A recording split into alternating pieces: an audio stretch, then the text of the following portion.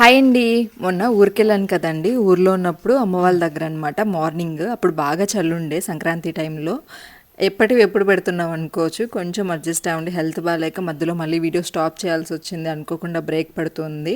So, తొందరగా ఈ videos upload చేసి కొత్త కొత్త వీడియోస్ కూడా మార్నింగ్ అండి టైం వచ్చేసి 6 అట్లా అవుతుందనమాట. ఇంకా లేచిన వెంటనే కూడా అక్కడున్న కాగితాలు అవన్నీ తీసుకొని ఒక కుప్పలాగా వేసుకొని చలిమంటైతే వేసుకుంటున్నాము. చిన్నప్పుడైతే ఇలాగే చేసేవాళ్ళమండి మార్నింగ్ లేవగానే. అప్పుడు ఇంకా 5:30 అట్లా లేచేవాళ్ళం స్కూల్‌కి వెళ్ళడానికి.